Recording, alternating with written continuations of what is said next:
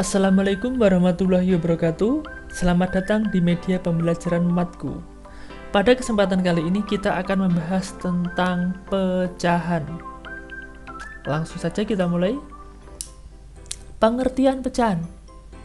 Perhatikan lingkaran berikut. Nah, lingkaran ini melambangkan satu, yaitu satu bilangan utuh, satu lingkaran. Kemudian lingkaran ini kita bagi menjadi 8 bagian yang ukurannya sama. Kemudian salah satu bagiannya kita arsir dengan warna biru. Nah, warna biru ini kita ambil.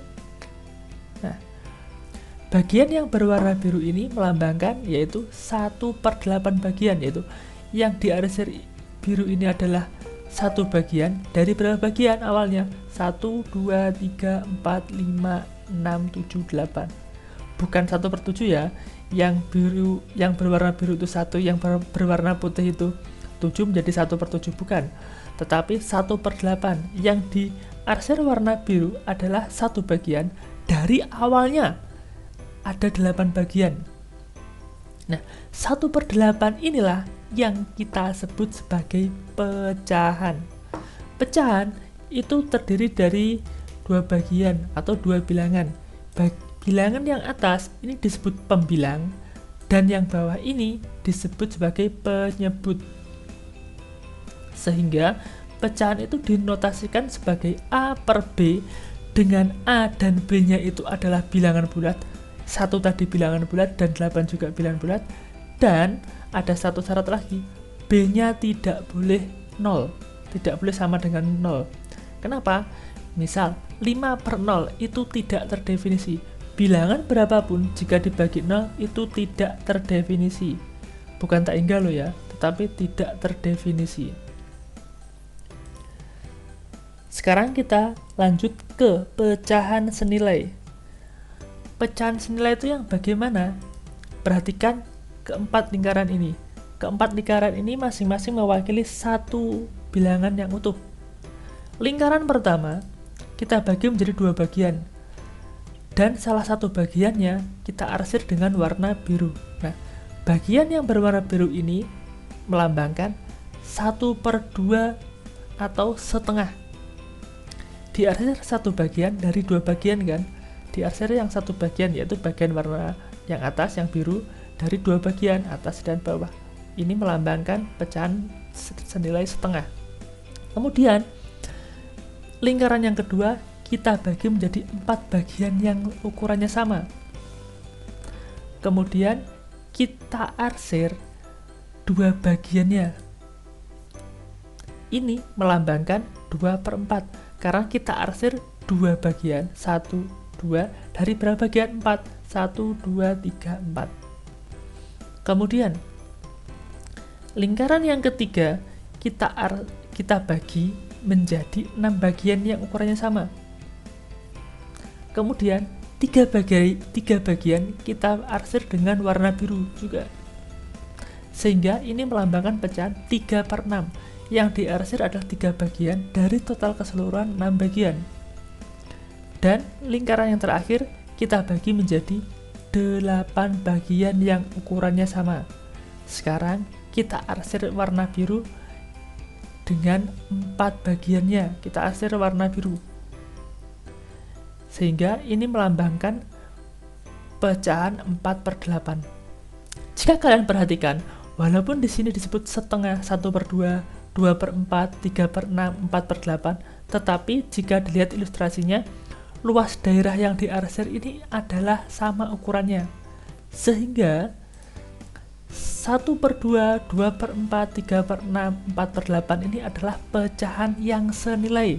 Nilai setengah dan 2/4 itu sama, nilainya yang sama, tapi penulisannya bentuknya beda.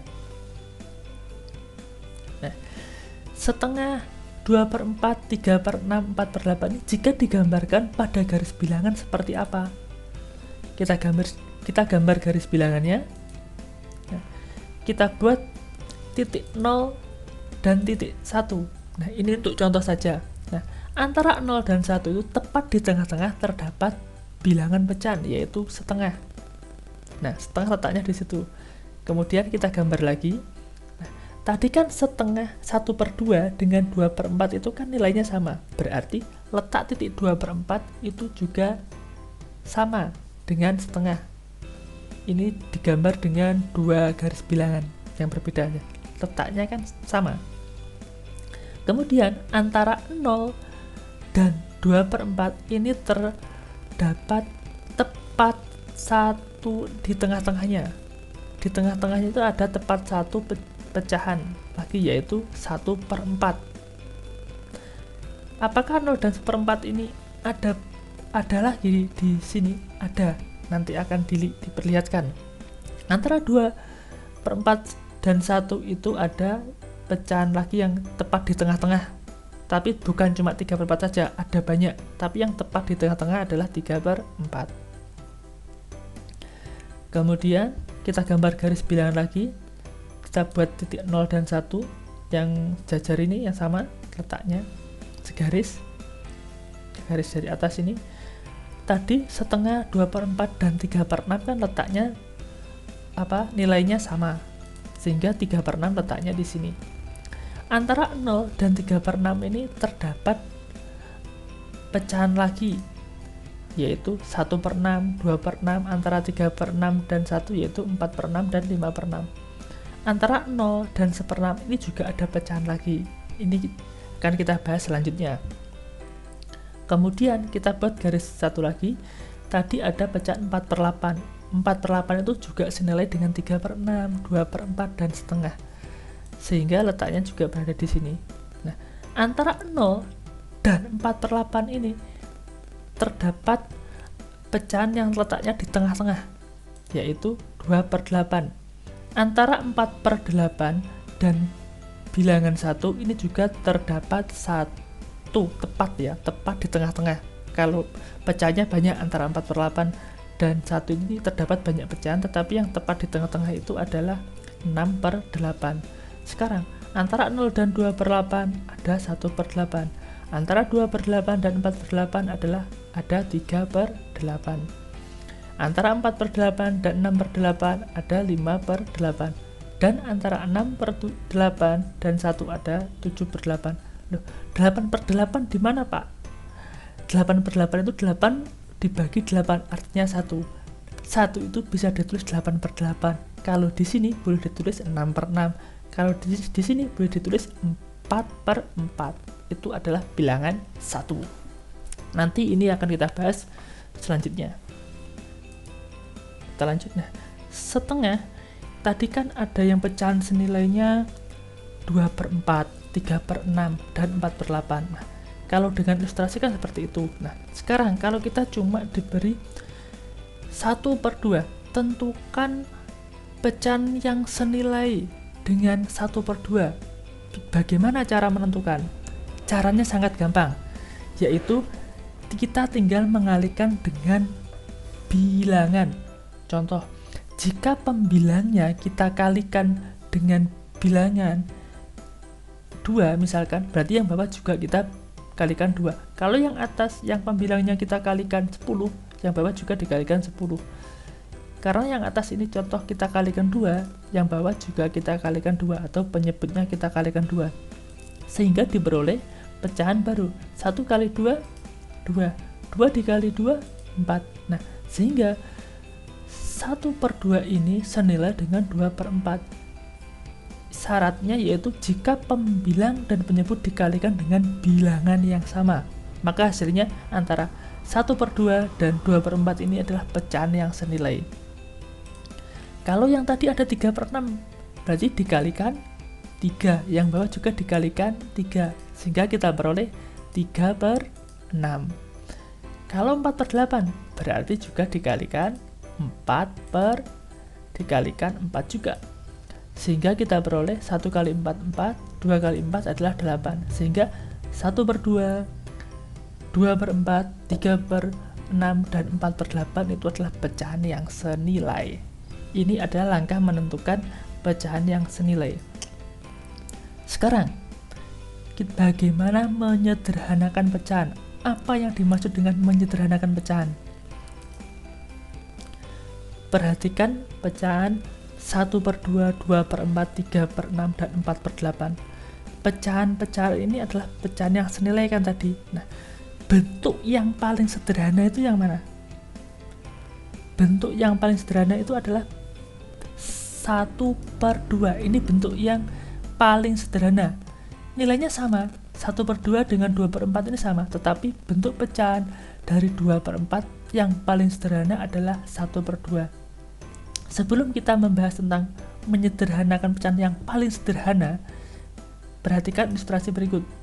4/8, kalau yang tadi mencari pecahan yang senilai dikalikan kan, kalau menyederhanakan kita bagi dengan bilangan yang sama. Misal, yang atas kita bagi 2, yang bawah juga kita bagi 2. Syaratnya, pembaginya ini bisa membagi habis pembilang, juga bisa membagi habis penyebut. 4 dibagi 2 hasilnya adalah 2. 8 dibagi 2 hasilnya adalah 4. Nah, 2/4 ini adalah bentuk sederhana dari 4/8. Ingat, 2/4 adalah bentuk sederhana dari 4/8, tetapi bukan yang paling sederhana. Yang kita pelajari hari ini adalah menyederhanakan ke bentuk yang paling sederhana. Bagaimana cara membuat atau menyederhanakan pecahan 4/8 menjadi pecahan yang paling sederhana? Kalian sudah mempelajari tentang KPK dan FPB. Sekarang, untuk menyederhanakan pecahan, kita menggunakan FPB. Sehingga, kita cari FPB dari 4 dan 8. Silahkan dicari sendiri langkah-langkahnya bagaimana. FPB dari 4 dan 8 ini adalah 4. Silahkan dicari bagaimana ketemu 4. Jika masih bingung, silahkan dilihat video sebelumnya. Oke, sehingga pembilangnya kita bagi 4, penyebutnya juga kita bagi 4, sehingga kita peroleh 4 bagi 4 adalah hasilnya 1, 8 dibagi 4 hasilnya adalah 2. Nah, karena 4/8 ini dibagi dengan faktor persekutuan terbesar dari pembilang dan penyebut, maka diperoleh 1/2. 1/2 inilah yang merupakan bentuk yang paling sederhana dari 4/8, atau kita menyederhanakan pecahan. Yang dimaksud menyederhanakan pecahan untuk kedepannya adalah ke bentuk yang paling sederhana. Ingat, jika kita membahas tentang menyederhanakan pecahan, yang dimaksud adalah menyederhanakan pecahan ke bentuk yang paling sederhana dengan cara membagi pembilang dan penyebut dengan faktor persekutuan terbesarnya dari pembilang dan penyebut tersebut. Oke, sekarang kita lanjut membandingkan dan mengurutkan pecahan. Perhatikan pecahan 5/8, 1/4, 12/16, 1/2. Ini mana pecahan yang lebih besar, mana pecahan yang lebih kecil, sehingga nanti kita bisa mengurutkan dari yang terkecil ke yang terbesar. Nah, untuk mengurutkan ini, langkah yang pertama atau cara pertama kita menggunakan ilustrasi. Perhatikan kotak persegi ini. Kotak persegi ini mewakili satu satuan, satu utuh. Nah, sehingga kalau 5/8 berarti kotak persegi tadi dipotong menjadi 8 bagian yang sama. Kita lihat penyebutnya ini. Kotak tadi, kotak persegi kita bagi menjadi 8 bagian yang sama. Nah, ini sudah menjadi 8 bagian yang sama. Kemudian pembilangnya 5, berarti kita arsir 5 bagian. 1, 2, 3, 4, 5. Nah, kotak ini mewakili pecahan 5/8. Begitu juga kita buat 1/4, berarti perseginya tadi kita bagi menjadi 4 bagian yang sama. Kita arsir 1 bagian karena pembilangnya adalah bilangan 1. Sekarang 12/16, berarti kotak tersebut kita bagi menjadi 16 bagian yang sama. Kemudian kita arsir 12 kotaknya.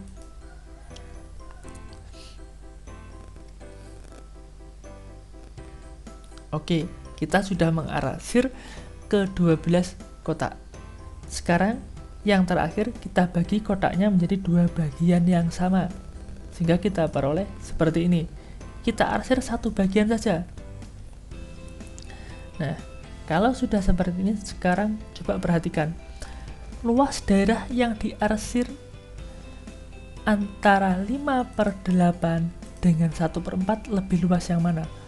Kalau ini cuma segini, kalau yang 5/8 yang diarsir itu hampir semuanya. Berarti karena luas yang diwarnai biru ini lebih luas daripada yang ini, yang 1/4, maka 5/8 ini lebih besar dari 1/4. Sekarang perhatikan antara 5/8 dan 12/6. Kira-kira lebih banyak yang diarsir yang mana? Dari luas daerahnya, yaitu lebih banyak 12/16. Maka 5/8 itu kurang dari 12/16, atau kalian bisa menyebutkan 12/16 lebih besar daripada 5/8. Nah, sekarang kita urutkan dari yang terkecil ke yang terbesar.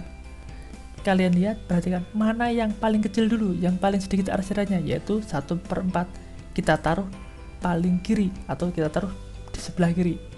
Kemudian yang agak arsirannya itu lebih dari yang 1/4 tetapi kurang dari yang lainnya adalah 1/2. Kita taruh di sebelahnya 1/4. 5/8, 12/16 sudah tepat, karena yang paling banyak adalah 12/16 arsirannya, paling kanan.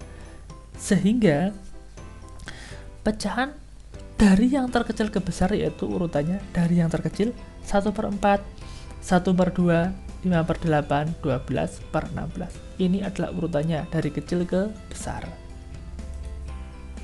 Sekarang urutkan pecahan berikut dari yang terkecil dan ke besar.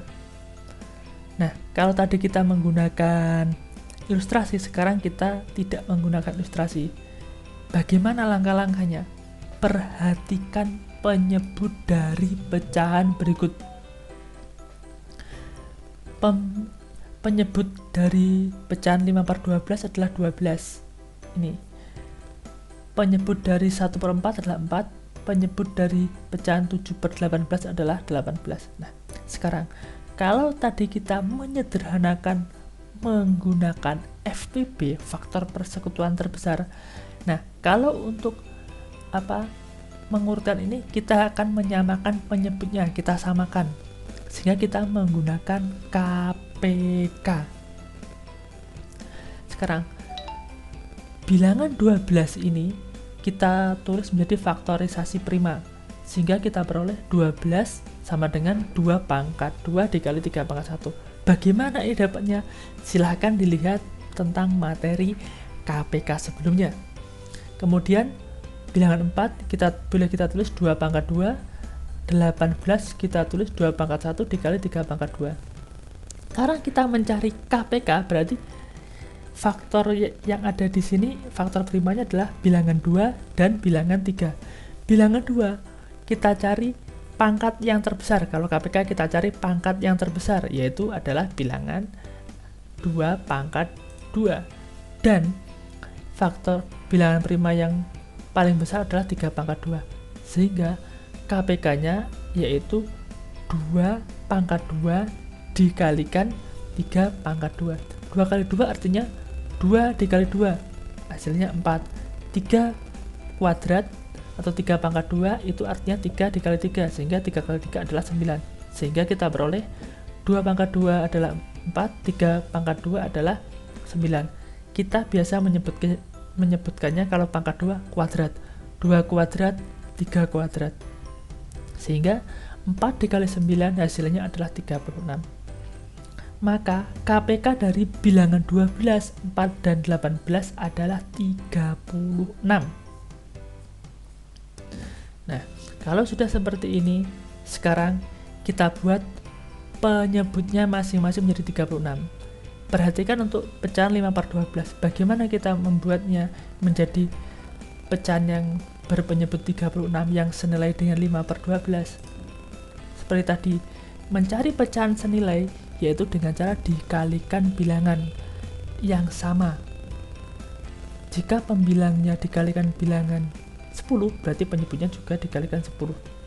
12 menjadi 36 itu dikalikan dengan 3, sehingga pembilangnya juga harus dikalikan dengan 3. 5 dikali 3 hasilnya adalah 15. Maka 5 per 12 ini senilai dengan 15 per 36. Begitu juga dengan 1 per 4. Karena penyebutnya itu kita kalikan 9 agar bisa menjadi 36, berarti pembilangnya kita kalikan 9 juga. Kemudian untuk 7 per 18 juga sama. 18 menjadi 36 itu harus dikalikan 2, maka pembilangnya juga dikalikan 2, sehingga kita peroleh 14 per 36. Sekarang kita sudah menemukan pecahan yang senilai dengan penyebut yang sama. Kita tulis seperti ini, 5 per 12 senilai dengan 15 per 36 dan seterusnya. Sehingga perhatikan, karena penyebutnya sekarang sudah sama, sekarang kita tinggal melihat pembilang 9 dan 14 lebih besar mana? Lebih besar 14, berarti 9 per 36 kurang dari 14 per 36. Kita urutkan dari yang terkecil menuju ke besar, berarti yang paling kecil adalah 9 per 36, kemudian 14 per 36, dan terakhir 15 per 36.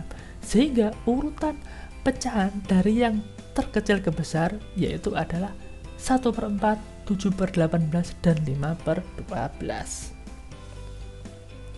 Oke, sekarang kita lanjut. Pecahan negatif. Pecahan juga ada bentuk negatifnya? Ada. Sekarang perhatikan garis bilangan nih, 0 terletak di situ. Berarti kalau ke kanan, misalkan kita ambil per 4 saja, berarti ke kanan ada 1 per 4, ada 2 per 4, ada 3 per 4, kemudian ada 1, ada lagi. Kenapa kok 1, kok enggak 4 per 4? 4 per 4 itu senilai dengan 1. Apa boleh? Misalkan 1 per 5, 2 per 5 boleh. Ini cuma contoh. Karena ke kanan ini adalah positif, berarti di sebelah kiri 0 ada negatif, ada bilangan negatif, yaitu biar lebih mudah ada negatif 1 per 4, negatif 2 per 4, ada negatif 3 per 4, ada negatif 1. Kalian masih ingat kan tentang aturan pada garis bilangan bulat kemarin? Dari kiri ke kanan itu nilainya semakin tinggi atau semakin besar, dan dari kanan ke kiri nilainya semakin kecil. Ini juga berlaku pada garis bilangan pada pecahan. Lanjut. Nah, kalau membandingkan pecahan yang positif, langkah-langkahnya seperti yang sebelumnya, yang barusan dijabarkan. Bagaimana jika pecahannya itu yang satunya positif dan satunya negatif? Perhatikan garis bilangannya. Pecahan positif itu selalu berada di sebelah kanan 0, dan pecahan negatif selalu di sebelah kiri 0. Jadi, jika kita membandingkan dua pecahan, yang satunya positif, yang satunya negatif, pasti selalu berlaku pecahan yang bernilai positif itu pasti lebih besar dari pecahan yang bernilai negatif. Karena yang bernilai negatif selalu berada di sebelah kiri pecahan yang positif. Saya ngambil 1/4. Di sini ngambil 3/4. Pasti 3/4 ini, negatif 3/4 ini ada di sebelah kiri dari 1/4. Atau kita bisa menyebutnya juga sebagai pecahan negatif itu selalu kurang dari pecahan positif. Jika pecahannya sama-sama positif sudah. Jika pecahannya salah satunya positif dan salah satunya negatif juga sudah. Sekarang bagaimana jika membandingkan pecahan negatif dengan pecahan negatif?